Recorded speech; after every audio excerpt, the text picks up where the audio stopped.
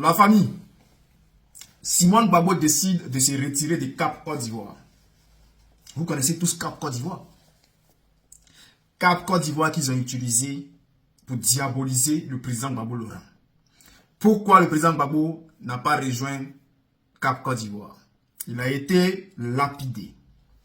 Cap Côte d'Ivoire créé par Simone Gbagbo pour affronter le pouvoir d'Alassane Ouattara, pour exiger un certain nombre de choses. Le président Gbagbo avait refusé de rejoindre cette organisation. Pourquoi?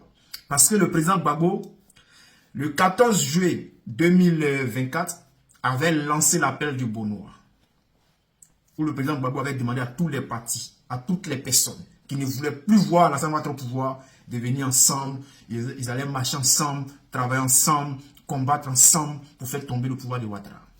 Derrière ça, Simone Gbagbo est allé créer ce qu'on appelait Cap Côte d'Ivoire. Donc, il y avait ce qu'on appelait Cap Côte d'Ivoire et il y avait ce qu'on appelait Appel du Bonnois. Dans les Cap Côte d'Ivoire, ils ont diabolisé le président Gbagbo. Ils ont dit que, oui, le président Gbagbo ne pouvait pas rassembler les gens. Donc, les gens ne devaient pas aller vers l'appel du Bonnois. Il fallait venir plutôt vers Cap Côte d'Ivoire. Ils ont insulté le président Gbagbo. Ils l'ont diabolisé. Ils ont tout dit sur lui. Mais, le président Gbagbo, là, on a toujours dit que, quel que soit ce que les gens diront sur lui, ils finiront par dire, ah, Gbagbo avait raison. C'est ce qui se passe aujourd'hui. Vous avez vu tout ce qui s'est passé dans ces histoires de Cap Côte d'Ivoire et tout. Le président Gbagbo s'est mis tranquille dans son coin. L'affaire de Bonnois, là, s'est passé. Dans la continuité de l'appel de Bonnois, il a créé le mouvement qu'on appelle Trop c'est trop. Le mouvement Trop c'est trop n'était pas là pour rigoler. Parce qu'il y a tellement de jeunes dans le mouvement Trop c'est trop. C'est un mouvement de jeunes même, de jeunesse. Donc eux, ils sont gamés. Eux, ils ne veulent rien savoir. Il n'y a pas de négociation. Donc ils sont gamés, Ouattara a quitté le pouvoir. Quand le PDCI voit ça, il voit que le mouvement là, c'est un mouvement dynamique. Le PDCI décide de rejoindre le mouvement. Cap Côte d'Ivoire diabolisé PDCI. Jusqu'à présent, Simone Gbagbo avait décidé d'aller aux élections.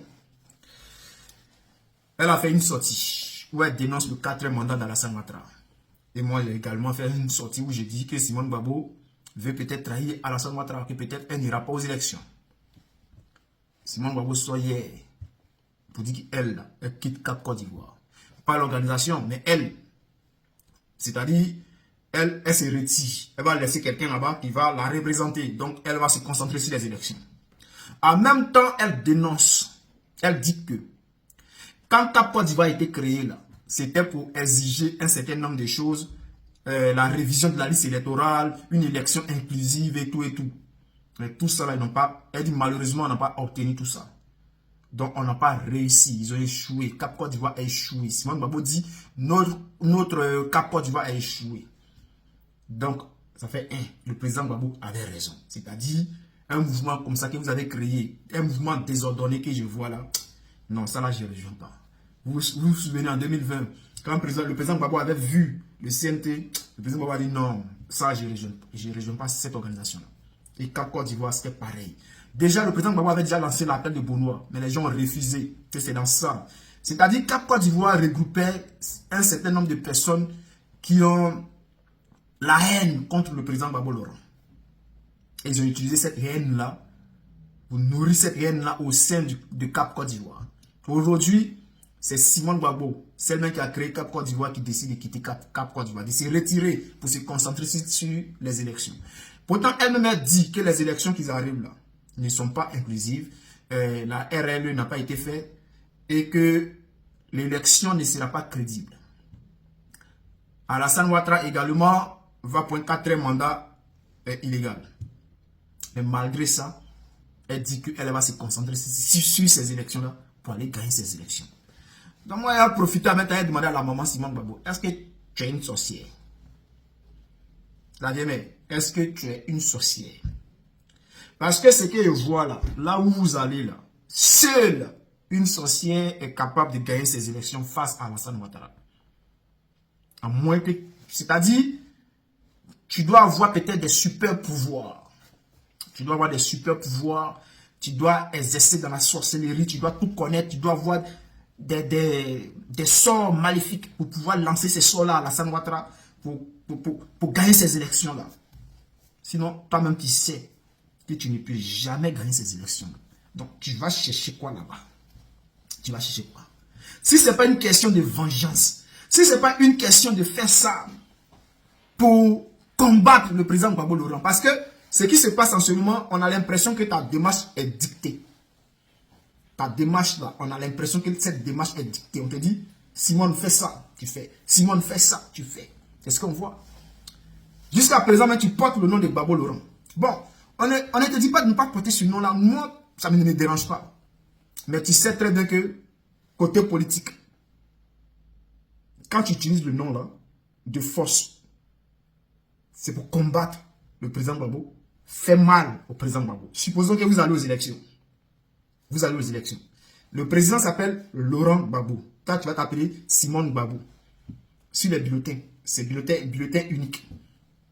On voit Simone Gbagbo, on voit on voit Gbagbo ici, on voit Gbagbo ici. Ça peut tromper dans les villages, dans les campements, les villes un peu éloignées, les gens qui ne sont pas trop trucs. Ça peut tromper beaucoup de personnes. Mais non, toi, tu insistes à faire Simone Gbagbo, tu gardes le nom. Tu vas compétir contre quelqu'un et tu prends son nom. Tu n'as plus le droit de porter son nom, mais tu portes parce qu'il ne te donne pas l'autorisation. Si tu avais donné l'autorisation, tu pouvais garder le nom. Mais sur le plan politique, côté politique, ce que tu fais, c'est essayer de faire du mal au président. C'est une question de vengeance. C'est une question de haine. Pourtant, tu es tout le temps à l'église. Matin, midi, soir, tu pries. Matin, midi, soir, même tu demandes à Dieu de bénir Alassane Ouattara, de pardonner Alassane Ouattara. Pourtant, dans ton cœur, là, tu n'as pas encore libéré. C'est ce qu'on voit, hein. Moi, je ne te juge pas. Mais c'est ce que tu nous présentes que j'essaye de commenter.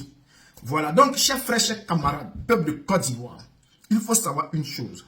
Le président Gbagbo Laurent est déterminé. Le président Gbagbo Laurent avait déjà vu tout ça. Aujourd'hui, les gens ont fini par donner raison au président Gbagbo Laurent. Quand Simone elle-même crée une organisation pour essayer de écraser ce qu'on appelait l'appel de Benoît, et derrière ça, elle quitte cette organisation, ça montre le complot organisé contre le président Gbagbo Laurent. Vous voyez, le président Gbagbo, c'est quelqu'un qui est intelligent.